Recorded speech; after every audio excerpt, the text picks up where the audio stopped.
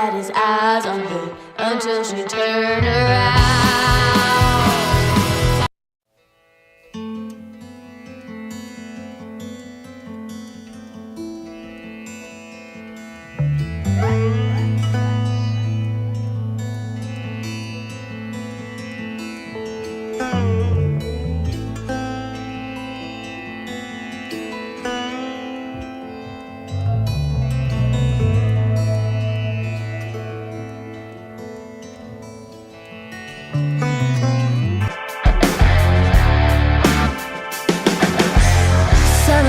Whoever pays, always caught up in the craze. Run away, we ain't got. Oh, won't you stand up now? Open your eyes. House to car, no second thought. Air we breathe, the things we buy. Won't you slow down? Oh, she's calling. Oh, she's singing.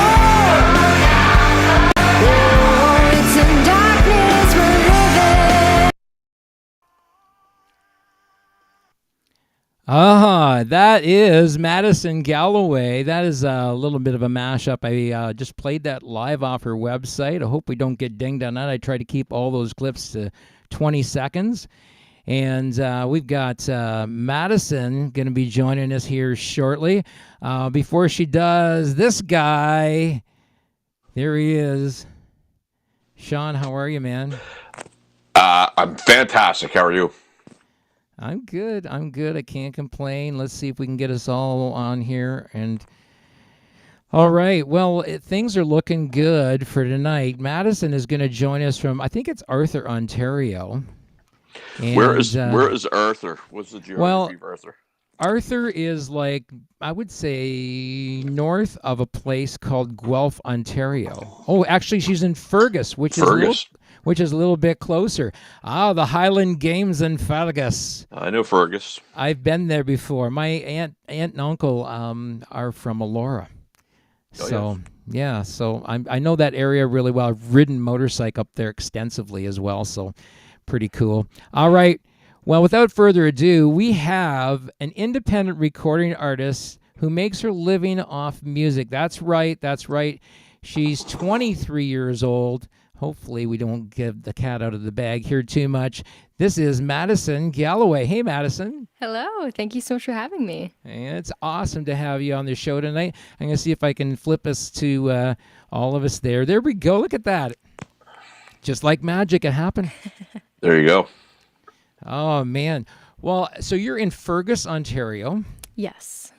And so give people sort of the geographic of where Fergus is, because it's beautiful country up there. Yeah, well, you pretty much nailed it. It's just a little bit north of Guelph. So we're like 20 minutes to the north end of Guelph, which is, yeah, if you know where Guelph is, I guess then you know. If you don't know where Guelph is, I guess that didn't help much. I know where Guelph. I used to live on Fife Road. On Fife Road. There you go. Think I know what road that is. It's the last. Pardon me. It's the last street before you leave Guelph to go to like Kitchener and Cambridge. And okay, cool. So there's probably some cool places for you to play up there in the summertime, right? Yeah, well, we've got one of my favorite places in the summer is Riverfest Elora, which I was playing last year with my band. We were on the main stage, which was super fun, yeah, so that's a big festival over here. Kind of my favorite.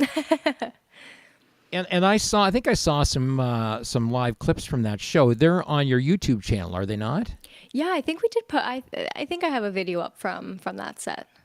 Right, and you are like. Here's another cool thing about you, which I think is a kind of a fun fact about you, is that you do a lot of stuff. I mean, you do a lot of social media, and you do. You've got a really great following on social media. That was something I noticed right off the hop, and that's all organic growth, right? Yeah, for sure. A lot of it's just from doing the live streams that I've been doing since we first locked down in the pandemic, right? And I've still been doing them. So that's when you started doing your live shows was during the pandemic, right? Well, the live streams, yeah. I mean, I was doing music since 2015, but I saw a lot more people. Sort of like the growth, I saw a lot more during the pandemic when I was live streaming and stuff. Right. And you get quite a few people who watch your show. Yeah, we sort of have like a little, little family, little group, people who are on every week. It's lots of fun hanging out with everyone. And yeah, and you've got do you have like a fan group or something you do stuff with as well? I thought I saw an email or something like that or a post about it. Yeah, so I have like a private Facebook group where I do a live stream in there once a month, and then I also have like an official fan club on my website that people can join, which is sort of still in the beginnings, but I think it'll be a cool place to hang out. Sort of working on making it a cool place, and I also have like a subscription thing as well that I do. So yeah. Listening. Are you listening, boys and girls? Be schooled. Be schooled. This is some really, really good stuff tonight. We're going to talk about, how artists set themselves up for various levels of success in this industry, and especially if you're an independent, you do a lot of work. There's a lot of heavy lifting there. Oh yeah, for sure. It's never ending. Right, and you've got somebody that's behind the camera tonight. I do. My mom is always sitting right next to me while we're working during the day, and always behind the scenes for the live streams. Right. So, is your mom like your biggest fan? Yeah, probably. Mom, do you think they're the biggest fan?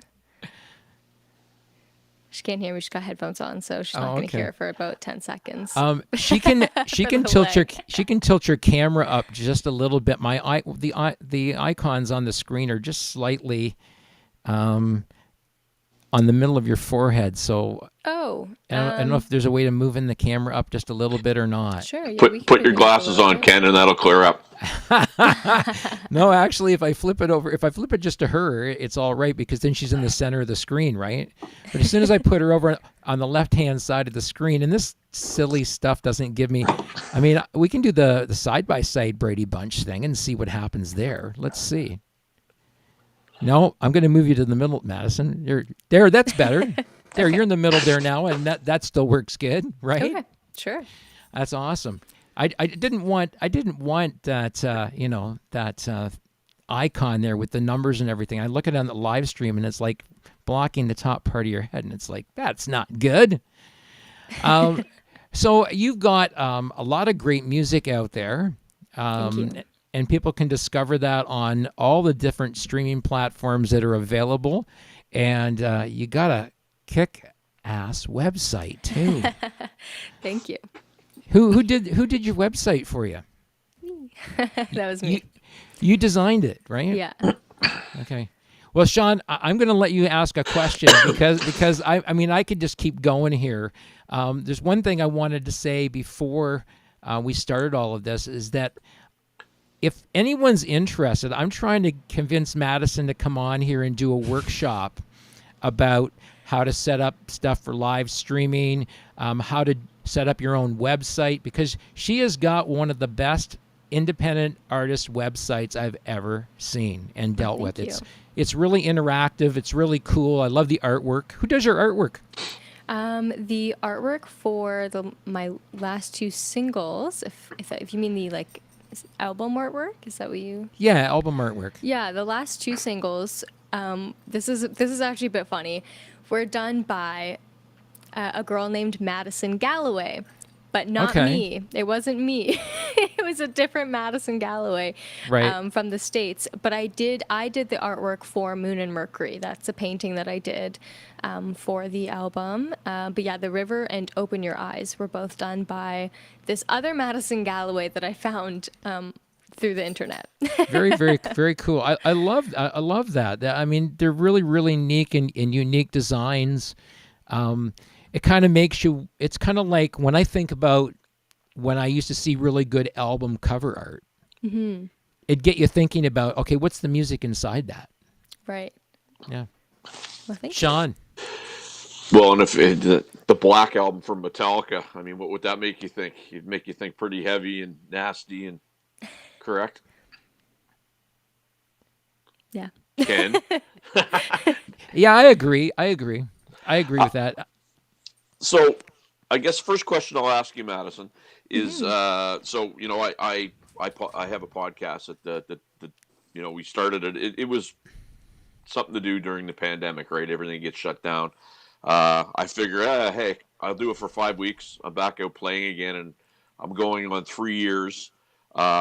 And it just hit people at the right time. Timing was everything. Is timing maybe a little bit of the success that you're having, in addition to what you're putting on there? Yeah, I think so. I mean, it was, like you were saying, people were stuck at home. There wasn't, a whole lot to do. People were looking for other things to do and ways to connect with people. So yeah, I had done my first live stream, that first week that sort of things started locking down, because I had a show that got canceled, and my mom was like, well, why don't you do a live stream? And we hadn't really ever done like a live stream show before. We'd only taken a few seconds at an in-person show, and so we decided to do that. And I didn't really know what to expect. I didn't think that many people would tune in. I was like, if like 10 people are on, that's going to be super cool. I'll get to hang out with, some friends, whatever. And then there was like a ton of people on, and everyone was like, this is awesome. We love it. Like, are you going to do it again? And I was like, yeah. And now I'm still doing them. And you even take requests on that show. Yeah. We will do requests, which is fun. Yeah. And you got all different kinds of ways and opportunities that people can support you on there as well. Mm-hmm. So, a recurring theme on my podcast, and we said this from the beginning. Some of the older, I guess we'll call them seasoned people, didn't want to do it. They were like, things will come back. And I would always say that, the people that were taking advantage of technology while live shows weren't going on would be the benefactors on the other end. What I'm seeing now is those people that didn't do it are now complaining that people are having success. And it's kind of like, I am smart, believe it or not. And I looked really smart when we started saying that almost 3 years ago. Mm-hmm. What are your thoughts on that? Because, if you start at like right around the time that things locked down, there's no luck involved. It's hard work, and it's timing, and it's a whole host of things that have to come together. But you did it.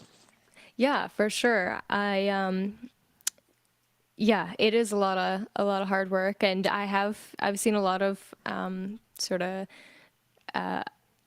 live streams, and like artists that I watch their live streams. I've seen a lot of them seem to have really grown and had a lot of success as well. So I think that it was, it was a really good thing for a lot of artists. And I guess it's too bad for the people who didn't jump on board earlier, I guess. Yeah, and it's I don't think it's like, that ship has completely sailed. I really think sure. I really think that in some ways, here's a cool thing. I mean, if you're a young artist, or any artist for that matter, and you don't have the money to go out on tour, you're not working with someone who's actually going to be able to sponsor you to go out on tour, because I mean those tours are basically a sponsorship that you have to pay back. Here's a great way to tour the world using the internet. I mean, yeah, for sure. You guys, we talked about this last week, Sean, the Elvis movie. Okay. Yep. When Elvis wanted to tour the world, what did Tom Parker do? Well, I mean, he did a bunch of propaganda and pre-sales, and he built this big kind of aura around him, and there was this need to, when he went town to town, whether they knew him or not, he was an event, right? But they had that. He did that live broadcast with Elvis. Do you remember that live broadcast that he did with Elvis? That was a comeback special, absolutely. Yeah, that was streamed around the world. Back before the internet. It's very true. And, again, and I don't want to. I'll get myself in trouble if I dig in too deep here. But there are still people that are going, the business has changed. It's not. You're right. It's changed. It's not the same. I happen to think what it's done is it's separated the doers and the workers from the people that were just getting free stuff. All I'm saying is the concept about doing the live stream for like what Madison is doing is not a new concept. The cool thing about it is that we've got better technology now. And anybody that's watched Madison's live stream, it's so professionally done. Right? I mean, it is like I said, it's got to be one of the best live streams I've ever seen done. I mean, there's the side of you that shows your humanity in terms of, interacting with people, and no wonder you've got an organic following of 9.7 thousand people just on Facebook. Thank you. Yeah. How many people follow you on Instagram? I think it's just just nearing 3,000, I think now. I'm surprised it's not more than Facebook because you are such an engaging person. Thank you. Yeah. So here's the thing, and Madison, you could probably weigh in on this because Sure. You'll do something that you think is a great piece of work, and a couple thousand people look at it, and then one of your friends shows you a video of a dog tap dancing, and it has 49 gazillion, and it's figuring out what works and what hits people on the right spot. That's okay. That's the money. Here's the thing. Sean's just jealous because some guy out there that feeds raccoons hot dogs has millions and millions of streams on YouTube. It's a real thing, man. I'm just telling you. People universally, well, maybe not totally universally, I think it's pretty universal that people love animal videos on the internet. Oh, okay. So it's unbeatable. We got. Thank you. You've nailed it. You've nailed it right there. I'm going to open up the peanut gallery here. So we got. This is Kevin Duff says, "Hello, Maddie. Scotland is in the house." Hey, Kevin. Here we go. So one of your friends? That is, yeah. Kevin's been on the live streams pretty early on. Yeah. Is Kevin a musician?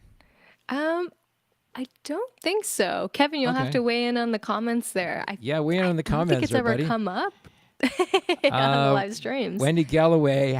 That's my Hi, Kevin. And he says back, "Hi, Wendy. We got some love going out to you tonight from Joe Steiger." Thanks, Joe. I think Joe's one of your big fans too, isn't he? Yes, he follows you. Yes, he does, and Joe's a big help as well. He's come to lots of live shows and taken videos and photos for us, and does a lot of sharing of the live streams too. So thanks, Joe. Yeah, Kevin says your originals are fantastic, but Maddie's live version of "The House of the Rising Sun" is simply the best version of this song. Thank you so much. Cool tune. Yeah, that one is a fun one. And you actually recorded it, right? Yeah, that one is on my Moon and Mercury album. And how is it doing? Do you know how it's doing? Have you looked recently to see how it's doing? No, I haven't really looked at that one. Well, I'm gonna. Okay, so I'm super curious. Sean, you ask the next question because I'm gonna go on over to her Spotify and take a look. Okay. Okay. Well, because here's the thing, Ken. Here's the secret. All right. When you do a lot of stuff, you don't go look at the thing that you did before because you're on to the next thing. Well, sometimes that's the case. Yeah. Fair question, Madison. I think right now for sure. I've been, kind of watching the new singles that I put out and kind of checking out how they're doing. And yeah, I'm not super watching the other ones. Now, if one of them was to, just start randomly like picking up, not, I guess, speed, I guess, made like a big jump and something, I'd be like, huh. Look at that. It's, it's not like, let me say it this way. It's not exploding, but it's doing good. And you've got some other songs on there that are like really doing well. Thank you. Yeah. And you've got, let me just take a look here really, really quick. You've got 3,695 monthly listeners on Spotify. Yeah, it's pretty cool. and I think that's part of how you've built your fan base organically. Yeah, well, a lot of the listeners on Spotify have come from. Open Your Eyes had got added to one of Spotify's editorial playlists, the Right. Modern Blues Rock playlist, and so I've had a lot of new listeners come from that, which has been Right. really cool. So here is the soft sell. I always do a soft sell on what we do at Indie Tunes Records because we support so much of what independent artists are about and what they do. And we don't even we have artists on here that don't even have to be on our record label to be on the show. It's about promoting everybody, right? That's in the world of independent music. But here's the soft sell. So if I was managing your Spotify for artists, I'd be going back into your analytics and digging in and finding out where those people are listening to your music from. And I would go after those markets aggressively. Mm-hmm. And I don't mean aggressively in a kind of way, but I mean in a way of engaging people organically.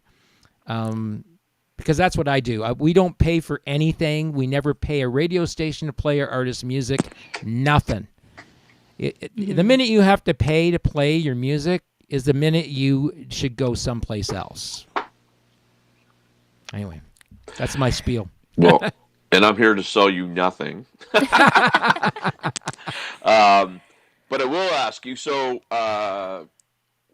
when I talk to and I play myself, and so we were doing some live streams. We were having some success with it a year and a half ago.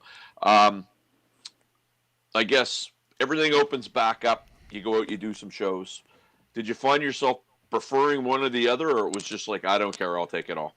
Yeah, I mean, I think they're both such different experiences that, and I love both of them. So I don't know if it was like,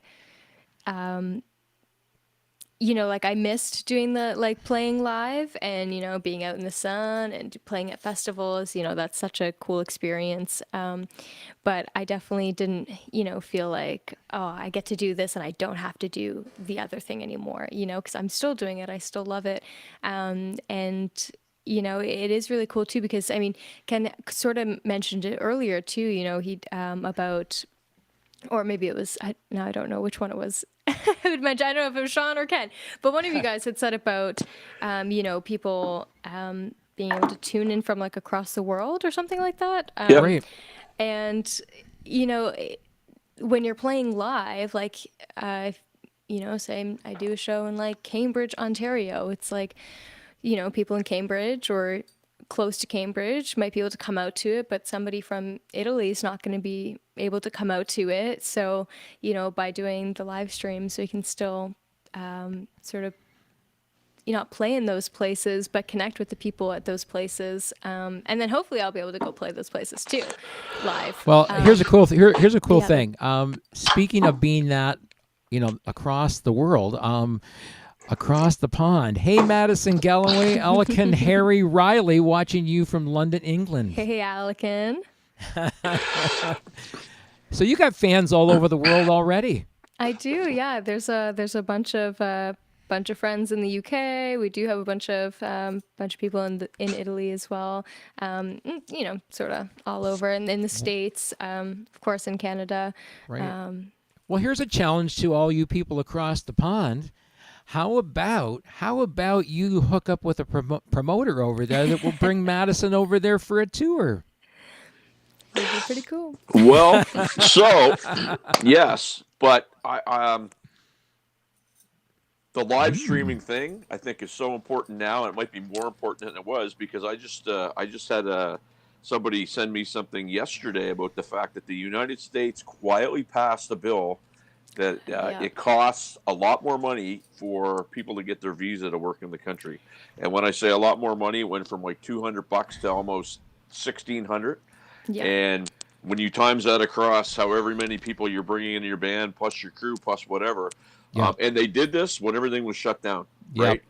So, it's one of those things where, okay, I can go and spend, $8,000 before I even play a note, or I could just jump on a live stream and instantly connect with the world. It seems to make a lot more sense that you keep doing that in a big way. Yeah. Yeah, there's so many different opportunities that it opens up. I mean, it depends on what the artist decides that they want to do. I mean, there are some artists out there. We've had her on the show before, Sarah Smith. Do you know Sarah? Yeah. Yeah. Yeah. So Sarah plays like 300 live shows a year. Mm-hmm. She's like the busiest, probably the busiest independent artist that I know in terms of playing live shows. Mm-hmm. But man, it's different. Everybody has a different attitude or a different idea about what they want to do in terms of connecting with their audience, and it doesn't make you any less connected to those people, no matter what you do. I mean, the internet is a cool way to reach across. I mean, we had this conversation with Chris Carr, who was on the show a few weeks back. My lighting is still goofy, and we were talking about how quite a few years ago, we wouldn't have been able to do this. Mm-hmm. This technology just did not exist. Like it was, it was pretty non-existent. You know what though? Here's something I'm going to say. So back in, obviously well before Madison was born, but the Elton John, well, no, seriously, in the 70s, the Elton Johns of the world, the Kisses, the AC/DCs, bands like that, they wouldn't tour places like Japan because it cost too much money. So they would do little mini videos that they would send out to the media, and those videos would get circulated in those countries, and that's how they would sell albums in those marketplaces. And then as soon as the albums made sense in terms of sales, they would go and they would tour there. So this concept's been going on forever. It's just now so much more perfected and easier to do in the comfort of your home or your home studio, right? Yeah, well, and so much more accessible to absolutely artists who aren't on a label, right? Yeah, and the technology. I mean, the technology has come light years. Like, right now we're broadcasting simultaneously on about 5 different platforms. You couldn't have done that a few years back before they brought out some of the streaming software. Mm-hmm. So, the power is there. You can harness that power and continue to do, because you've built a great business model. I think you have. Thank you. Right. And talking to professional artists that have been out there for many, many years, that's what people like Brian Vollmer have told me, is that artists never really thought much about the business side of things. Mm-hmm. Here we go. We got, this one says, T.L. Steinberg says she's got her own fan club Facebook page too. Yeah, we were talking about that. Oh, and are you taking cats? Taking cats. I took in one cat. I have a cat. So, yeah, I had a cat that I got from my brother. My brother's cat had kittens. But then, so what Charles is talking about is a couple years ago now. It was actually right before a live stream, and I happened to look out the window of my front door, and it was winter, and there was this little tiny kitten on my porch. I was oh my gosh, there's this cat on the porch. It's going to freeze. I have a live stream to do. Like, what do I do? So I put out this little cat bed on the porch for it and some food. And yeah, as soon as the live stream was done, I went out and I tried to see if it was still there, and it wasn't there. But I just saw these little tiny cat footprints in the snow, and my heart was breaking. Anyways, long story short, I ended up catching the cat that night. And taking it in, and the plan was I was going to care for it and adopt it out or find its owner, right? I thought initially it had just gotten away from somebody. Apparently nobody on, the 3 blocks around my house knew anything about this. So I was like, okay, well, so I was going to adopt it out, but the thing was so cute. His name's Ponyo now, and I couldn't get rid of him. So now I have him. Very, very cool. You've got a cat now that you adopted, and you've done a lot of different things. I mean, you started off your musical career very young, Yeah, I was put in piano lessons when I was 6. Wow. Is that because you wanted to play the drums? No, no. Everybody wants to play the drums, Ken. No, my parents just put me in piano, and I really enjoyed that. I took lessons for I think 11 years and got my grade 8 for RCM, Royal Conservatory of Music, and that was kind of my goal. Was like I just wanted to get that. Now you're a classically trained pianist. Yeah, so that's like the Royal Conservatory of Music is like all classical music, and you take like exams every year and stuff. So. Yeah, the mecca of music, right? Yeah, it's pretty cool. I mean, I did enjoy it, and it's really fun to play. But it's also really fun to play the stuff that I play and get to be creative with it, because when you're playing classical music, there's not as much room for creativity. You're kind of just... But these days, your instrument of choice is a guitar. Yeah. I don't play piano much anymore.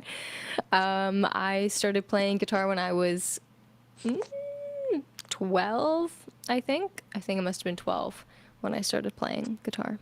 Right. And what's I mean, you've become a very good guitarist. Thank you. Yeah, and that's all self-taught? I did take 2 years of guitar lessons. When I first started learning to play, and then since then I've sort of taught myself, learned from other people, that I have played with. Just pick up things from people you're playing with, or listening to music, and or like, I don't know, watching videos and stuff too, to learn like new little things. Yeah, like you're comfortable. Like you look comfortable playing, rhythm guitar, lead guitar, slide guitar. Yeah, I love it all. Yeah, you've become really comfortable and adept at that, and you also play harmonica. Yes, I do. Yeah, I learned harmonica, I think when I was maybe 14, I guess, or 15, 14 or 15. Must have been 14, yeah. Just one summer, I decided that I was going to learn harmonica. I really liked, I listened to a lot of classic rock growing up with my parents, so I liked Neil Young and Bob Dylan, and I was like, I'm going to learn harmonica one summer. So I got one, and I remember being down at my grandma and papa's cottage, and I had brought my guitar, brought my harmonicas and stuff, so I could, hang out on the beach and play music, which is like, what else is there? Like, you couldn't get better than that.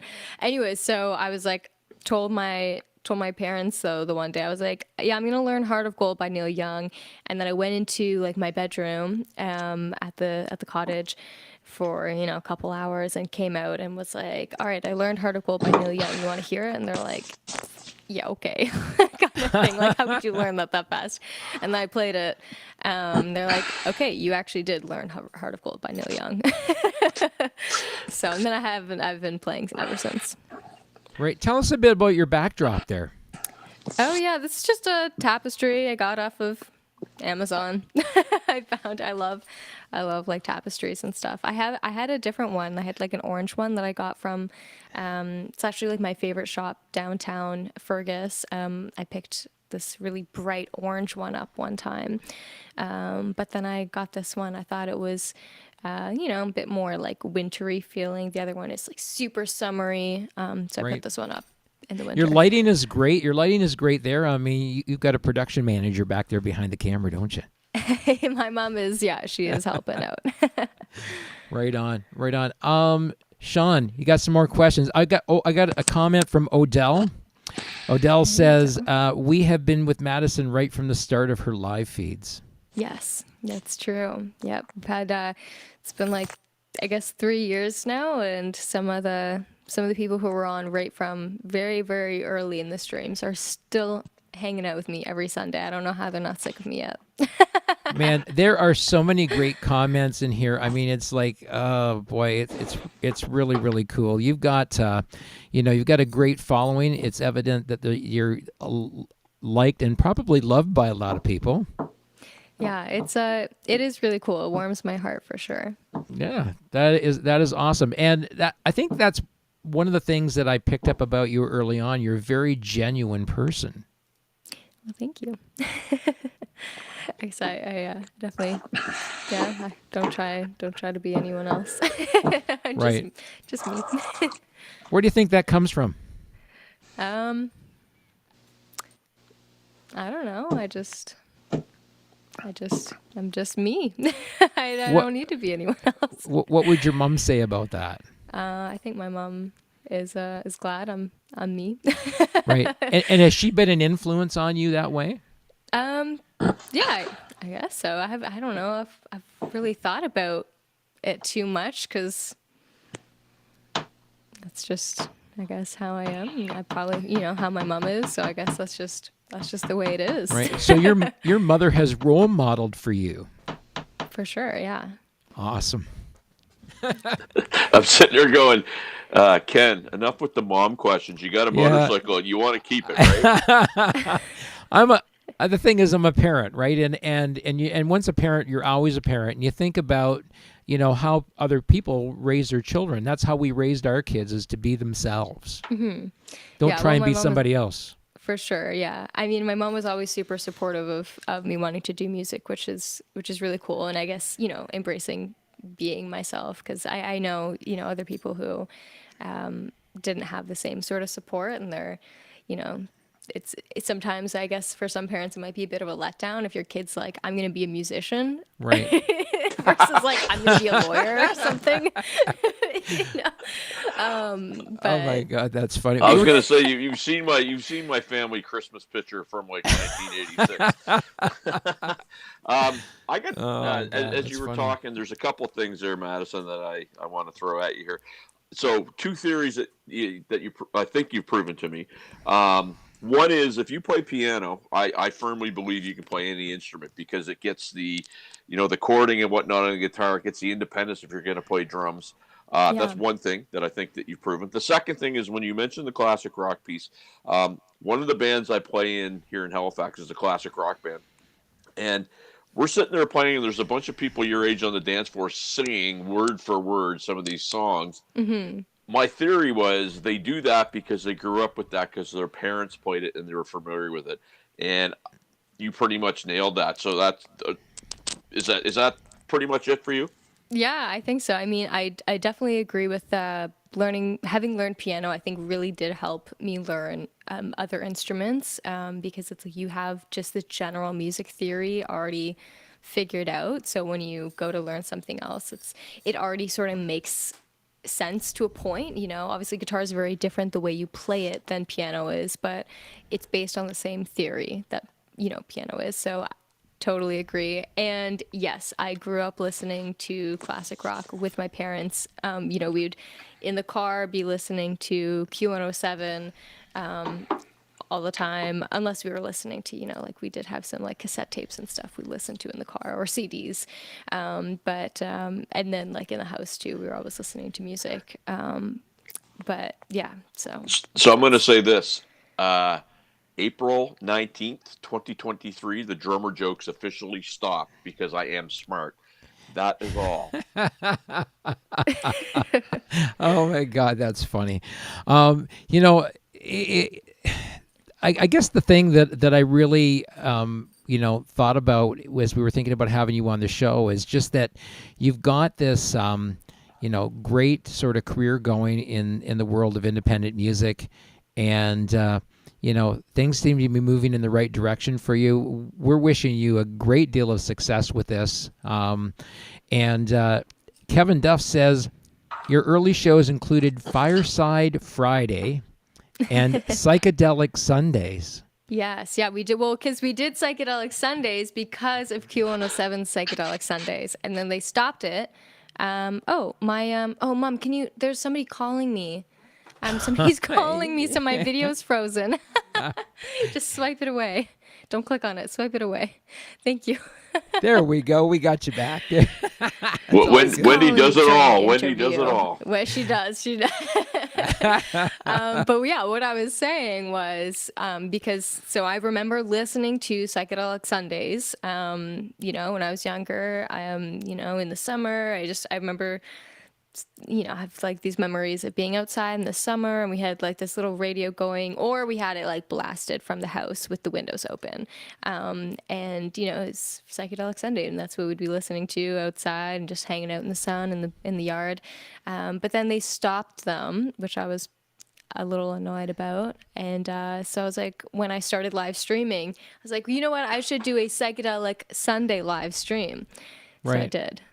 Now, is your mom part of the influence behind that, the Psychedelic Sundays? Well, we listened to that, right? Because my parents would put that on. So I remember that. I don't know whose idea it was to do the live stream as a Psychedelic Sunday, or if it was probably a collaborative idea. And growing up in your house, was music always an important thing?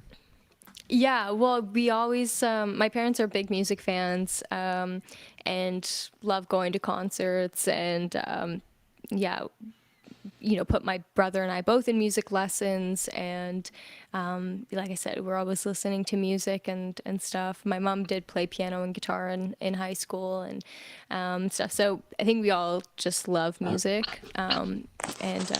Yeah, art is very important. Yeah, I mean that's a really really cool thing. So, growing up, what kind of music did you listen to? Yeah, well, like if you think anything that's played on Q107, that's pretty much what we were listening to. My mom's favorite band is Led Zeppelin, so there was a lot of that.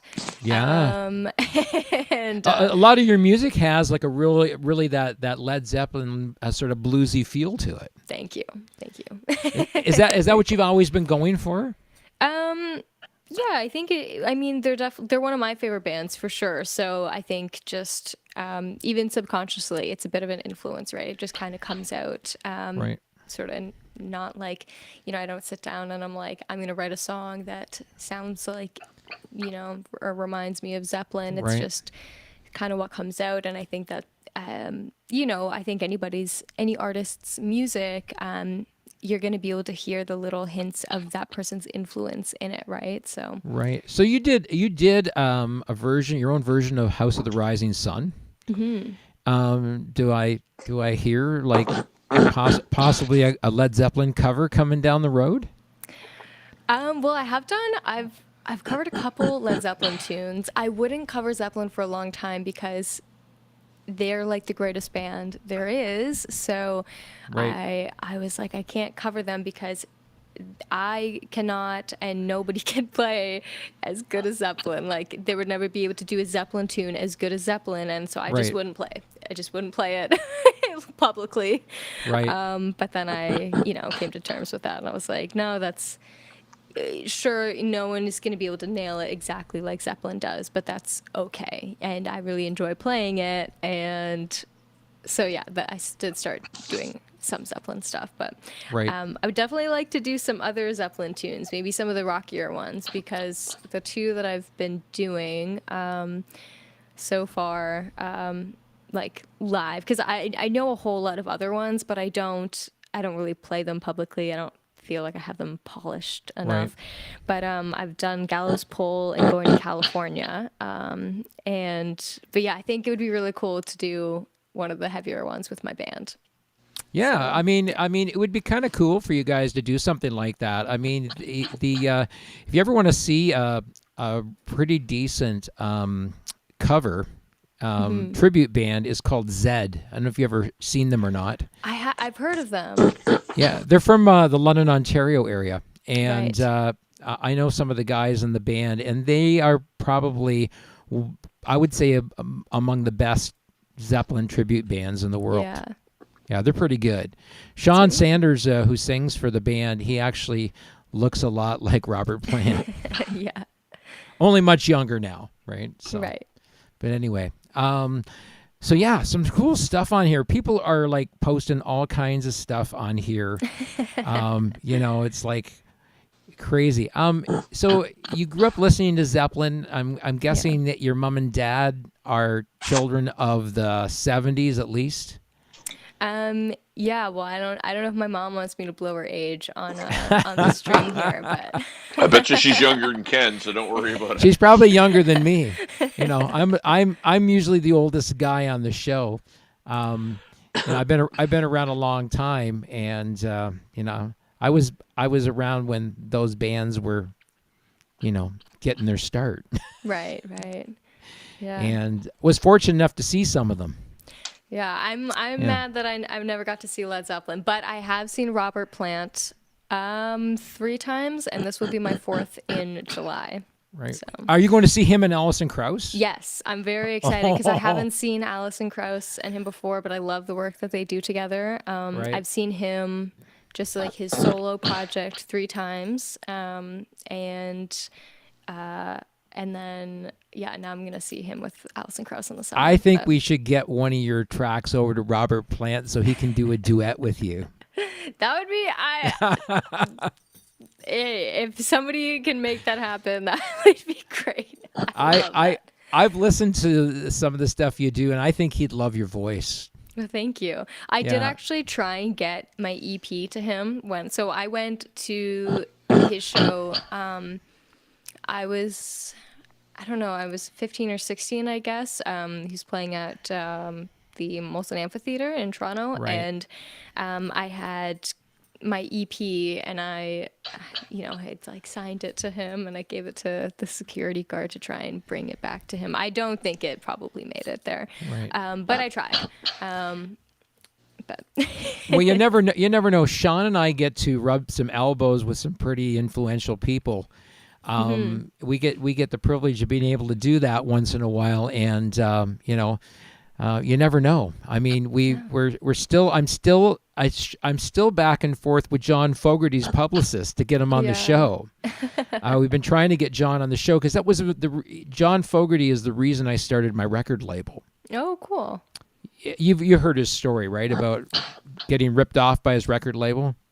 Not totally. No, it's an interesting and long story. Some people think he's a whiner about it. I think that he was quite traumatized by finding out that his record label screwed him over. You know. Yeah. I think though back in the day, everybody was in that predicament. I mean, that's just the way the business was set up, right? You know, you work your tail off to get signed, and here's a bunch of money, and you're immediately in debt. And if your album sells, maybe you get out of debt, but then your next album comes up and you're in debt again. And it's an endless sort of treadmill of really keeping the artist in debt. Yeah, I mean, the downside of the mainstream music scene was that for a lot of times they took advantage of artists' naivety around the whole business aspect of running things. And then on top of that, their desire to get their music out there in front of people, because all they wanted to do was create. Right? Yeah, you have to be a lot more savvy these days. And a very good friend of mine who I've known for a little bit, but he was a very well-to-do musician in the 80s and is still going now. He has a saying, and he says, "Don't pay somebody money for something you can do yourself." And that's kind of words to live by, right? And that's why labels like mine that are what I consider legitimate independent labels are different from that model, because we don't own anything. Our artists remain 100% independent, and we don't own any of their music, but we publish the heck out of it. Right? I mean, our job is to get the music out in front of as many people as we can. And that is exactly what the artist tries to do themselves, right? I mean, you're trying to get it out in front of as many people as you can and let them make a decision about whether they like it or not. Right? You know what I love about going on this podcast with Ken, Madison? That wasn't an infomercial, honestly. No. It was not an infomercial. You're going to buy a bunch of water filters, eh? It's like, always pitching. I love it. Stop it. Okay, here's okay, so we're talking about transferable skills, okay? Now, you talked about your transferable skill, Madison, about how you were able to make the switch from piano to other instruments because you knew the theory, right? Right. Okay, so here's my transferable skill.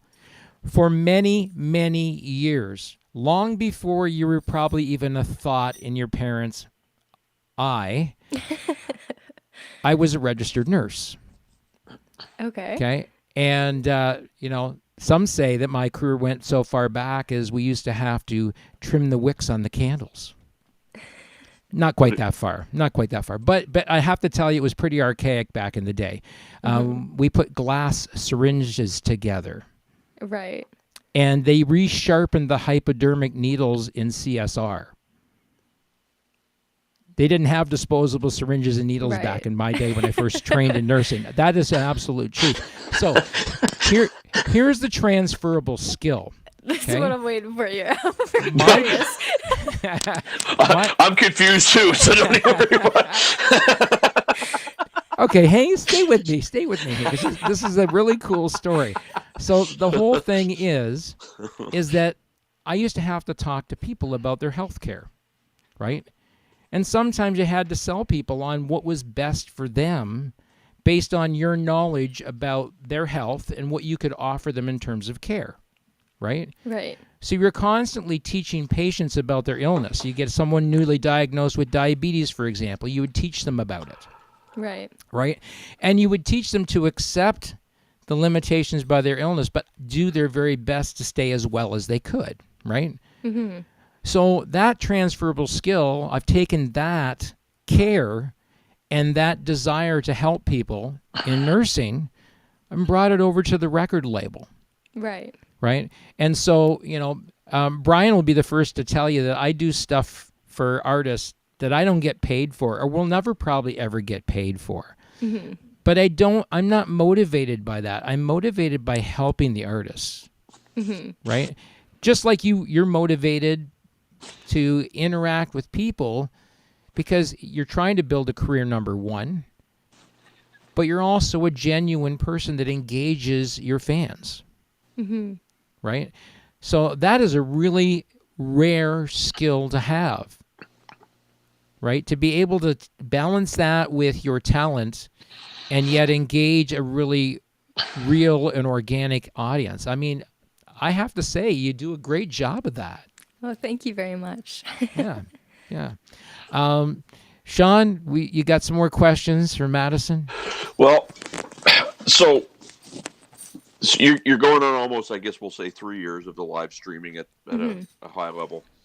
I'd be interested to get your take on, and I'll use this as here's my reference point. A good friend of mine here in Dartmouth on Friday nights does karaoke. And he's got a good following. And this past Friday night, we go there, and it was just like, I grew up Catholic, and it was just like Christmas and Easter in Catholic church, where a bunch of people I've never seen before show up. So he's got all these new people that are there, and he's trying to juggle his regulars while working the new people and keep everybody happy. Do you find that maybe, we're looking down here, you've got all these fans. Do you have a hard time juggling the people that have supported you from the beginning versus the new people that are coming in? Is that a challenge? It is. It can be challenging to try and keep up with, all the messages and emails and stuff that I get from people. I mean, when we're on stream, it's, great because it's just whoever's, making comments and stuff, and I can talk back and forth with who's commenting and things, and who are the people who are in my fan club or my subscription, being able to, stay in good contact with those people. But it can be hard to, kind of keep up with all the messages and things. But I try my best. Well, and do you ever find that, sometimes maybe you have somebody that comes back to you with feeling jilted or feeling like you're not paying them enough attention? I don't know. I can't think of a time to specifically, but I think a lot of the sort of I guess my fans are also very nice, genuine people too, it seems like. So I think a lot of them are understanding if, I'm like, hey, sorry, I haven't got back to you for quite a while. We get it. But, I do try, to still get back to everybody. But, I don't think I've really had too much of an issue with people not understanding, I guess. Right. I mean, maybe I have, and I just don't really not keeping brain space for it, I guess. Well, I mean, there's something to be said though for unconditional support because I guess the toughest part of the music business is how quick people are to move on to the next thing, right? And it's one thing to, I guess, get somebody's attention and their imagination on something. It's another thing to keep it. That's the hardest part of this business, I think. Yeah. Right. Well, especially now, I think attention spans are very short and fleeting. There's so much content on the internet that, you can just scroll and you can find a bajillion different things. So, yeah, trying to Information overload. Yeah. Yeah, I mean, there's a lot of that, but I mean, the cool thing about it is that people can find unique content, and I think that's something you supply as very unique content, not only from a musical standpoint, but just from the interactive standpoint. You've got you started releasing music in 2015. Yeah. That was your first EP that came out. You had 5 songs on that EP. Mm-hmm.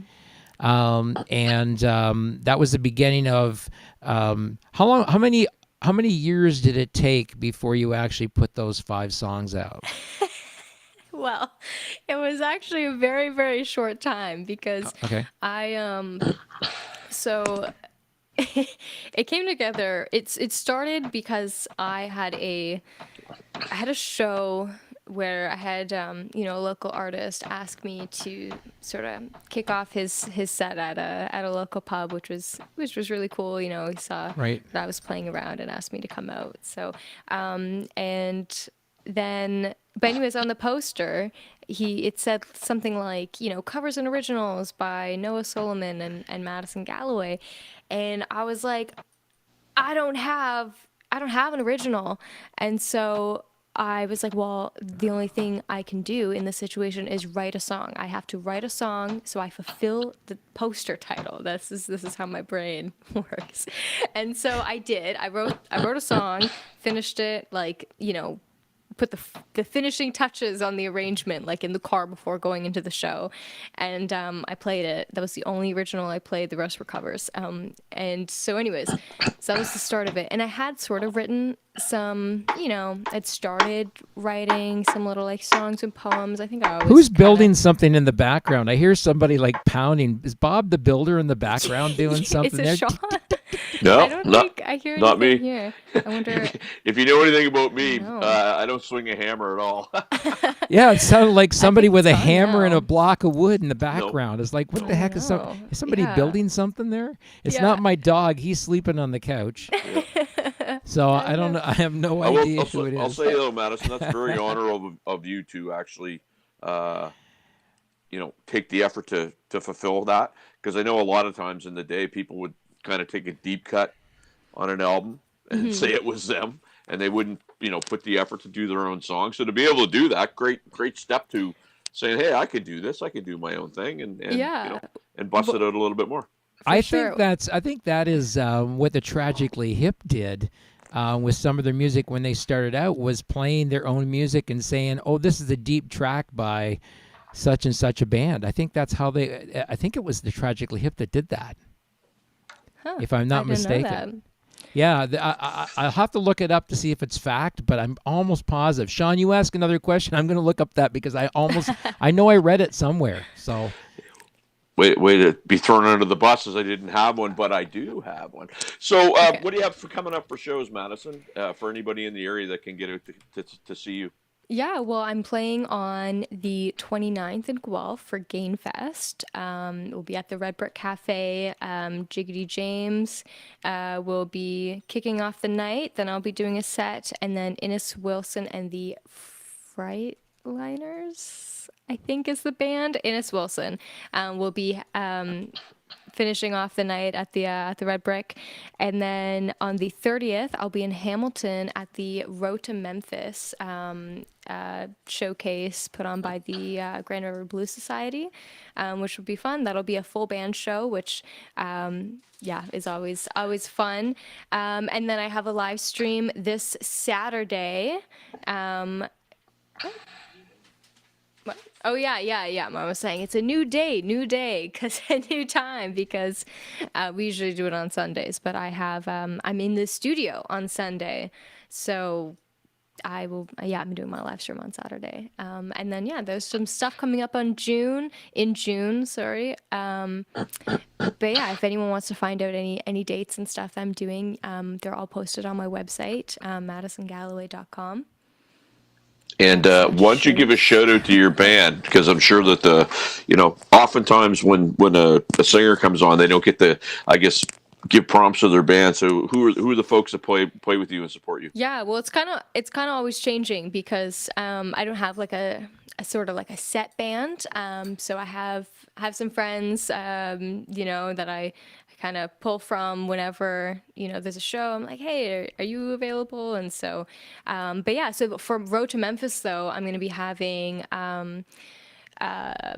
there'll be Rod Williams on drums. Nick Hurst is going to be on keys. I'm going to have Brent Wilson on bass, and Paul Loja on guitar, and then me. So Fantastic. That sounds great. Ken's still pounding away trying to find this. I'm trying to find it.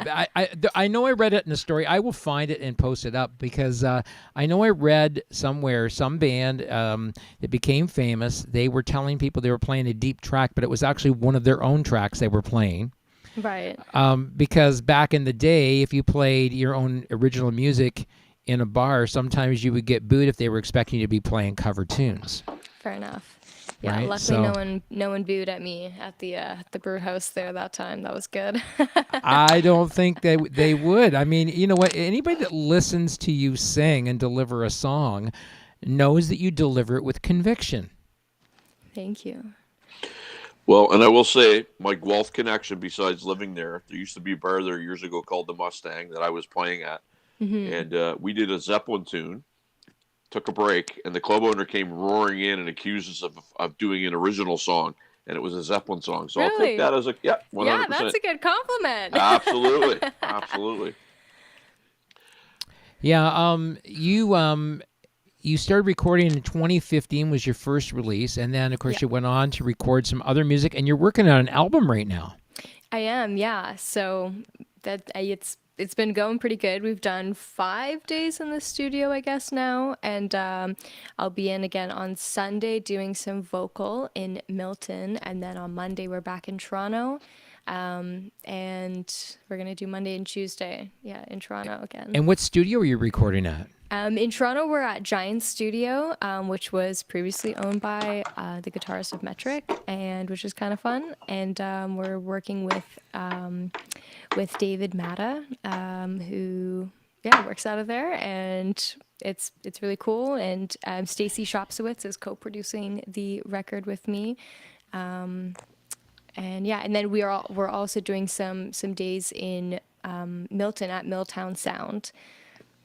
So this album is like there's 3 producers on this album? Nope, there's myself and my co-producer Stacy. And now tell us the relationship between you and Stacy. Yeah, so Stacy and I met from, he had played bass on my last 2 singles, and then I asked him to do some of my summer shows with me. I think he did all the band shows, and then during one of the rehearsals, I asked him, I said, hey, Stacy, do you ever produce anything? Because we were working on the arrangement of one of the songs, and he had thrown out some really good ideas, and I was like, he kind of went into sort of producer mode, and I was like, hey, do you ever produce anything? And he was like, no. He told me no, I don't, and moved on. And then I asked him again at another time, and he said no. And then I said, hey, do you want to co-produce this album with me? And he said he would. So you obviously felt that he has some judgment that you trust. Yeah. I really liked collaborating with him on the shows that we were doing in the summer. It was lots of fun working with him, and at the rehearsals and at the shows and everything. And I think he's super talented, and has got a lot of good ideas, and it's a good personality pairing too. I think we come up with some good stuff together. Right. And how many tracks are we going to hear on this album? Yeah, I'm not 100% sure. It might depend a little bit about the length of it too, because I do want to record vinyl or press vinyl, and but I think it'll be like 10 to 13, somewhere in there. Okay. 13 is my favorite number, so I kind of want to do that. I did that for Moon and Mercury. There was 13 tracks Right. on there, but I'm not sure. It'll depend on the length and how they're sounding. You know, we have a couple Right. extra tunes, I think, too. So we're gonna kind of pick and be like, yeah, these are the ones Right. for the record. And this is the first time you've done vinyl, or you're doing vinyl? Yeah, it is. I was planning to do vinyl for Moon and Mercury, and I sort of ran out of money for the project. Right. So unfortunately, I wasn't able to, because it is quite costly to press vinyl. Right.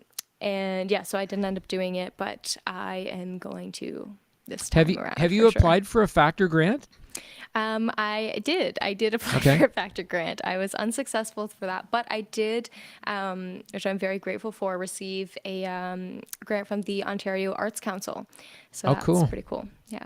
Yeah, it's great that there are some grants out there available to artists. I mean, sometimes it's just the right project or the number of projects that they're already committed to in terms of whether they're able to.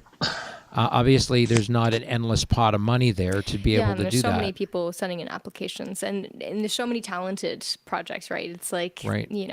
It doesn't mean that your project sucked. It's just like there's so many projects. I wouldn't want to great. be in that. I wouldn't want to be that person having to choose, because there's a lot of Me really neither. great talent out there, right? I mean, there's a great pool of talent out there, and how do you think, or what do you think in terms of being an independent artist? How do you want to stand out from the crowd? That's a good question. I don't know. I guess, well, partially just being myself, I guess. Okay. I don't know. No, we said that earlier. You said about being myself, and I think that when we come back to that whole thing is about you being the real deal, right? You're not only this talented person that has some great talent to share with the world, but you also are humbled about it. Thank you. And you're willing to share your talent with people and interact with people on a level that connects with people. Mm-hmm.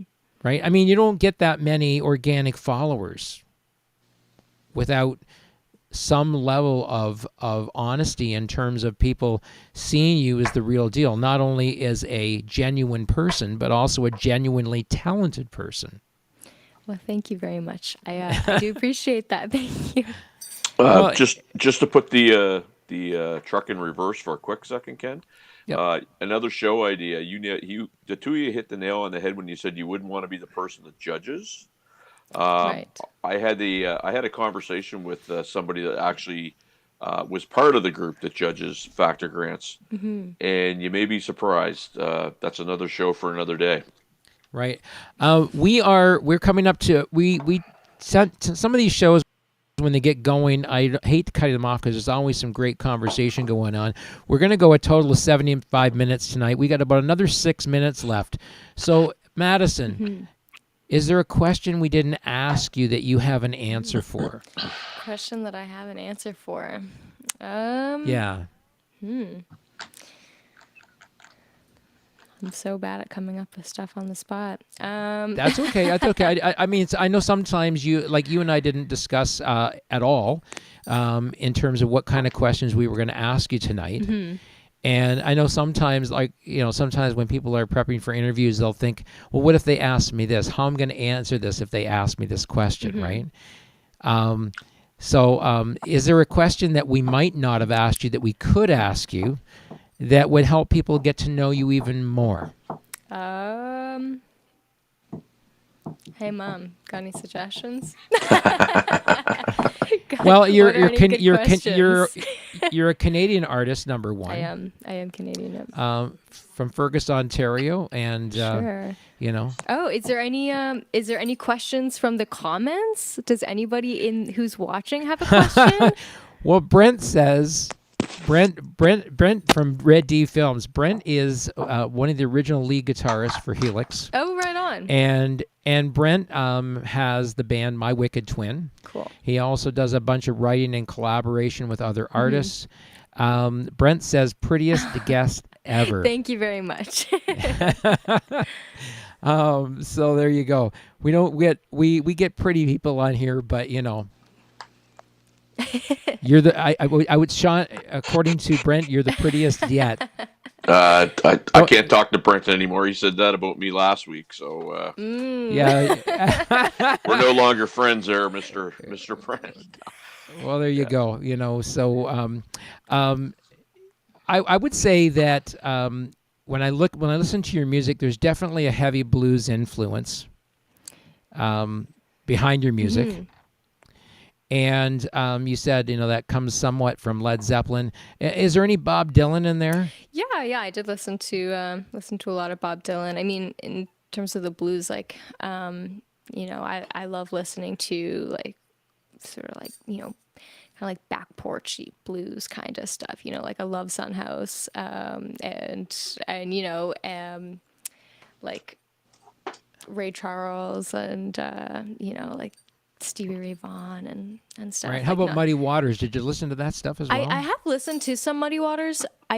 I will be honest, I haven't really dove into the discography a whole lot. I know I've listened to them before, and there's some songs that I do like of theirs. I think I'm gonna have to go do some Muddy Water listening. Yeah, I mean the cool thing about it is that you almost do have sort of this down south sort of blues feel about you. You know, I could see you on a sidewalk down in Missouri, busking. You know, because you've got that. You know, I really like how you stretch out some of your notes, and there's that a cappella feel in a lot of your tracks as well. Cool. Yeah. Did you study vocal? Not like I studied like guitar or piano, but I have taken a lot of vocal coaching once I started, I guess, performing more and stuff. You know, I wanted to get better at singing. It wasn't something that was super, I guess, you know, like I know other people who are singers, and they are like singers first kind of thing, right? And they'll tell you, you know, they've been singing since they were born or whatever, you know, like that's not me. I love singing now, but it was never like my sort of like, I guess, passion. Like I do love it now. It's a passion now, but initially, right? But then I did start taking some vocal coaching to work on songs that I was doing, and then generally just, you know, getting better at using, you know, at singing and stuff. Yeah, Kevin says he'd love to hear you check out and learn some Bob Seger music. All right. There's a guy who had an interesting start to music as well. I'm not familiar with how he got started in music, but yeah. So he's a really interesting career in music, and a friend of mine told me about him. He worked at like an automotive assembly plant in Michigan. Yeah, before he got started in music. Interesting. So an interesting thing for sure. Well, listen, you've got this new album coming out. Does it have a title?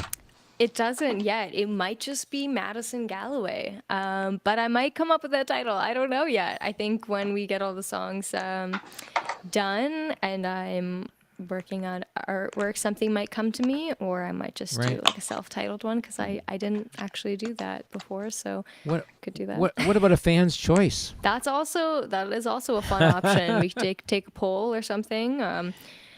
Yeah, you've got the capability of doing that on social media, doing a poll and polling some names. You come up with, you know, 3 or 4 of your top names and do a poll. Yeah, we have done lots of fan votes on other things, so that might be something to consider. All right, we got to have you back on the show. What do you think, Sean? We got to have her back 100%. I think she needs to come on Barstools and Bandtalk too. It is Barstools and Bandtalk is a great place for you to do some promo as well. Cool. Sean gets lots of views on his YouTube podcast, and so I think you'd be a great guest on there as well. But we want to have you back here live because I love the live thing. It's just so much fun. Yeah, for sure. Right? And you never know what's going to happen. Well, Madison, it's been awesome having you here. Well, thank you so much for having me. Oh, it's been great having you here with us, and we're going to do this again. Do you have any last-minute goodbyes you say to your fans when you end your shows? Go. I hope you have an awesome rest of your week. Hopefully we'll see some of you guys on Saturday, maybe some of you guys in Guelph on the 29th or in Hamilton on the 30th. But until then, stay groovy, I guess. Awesome. Okay.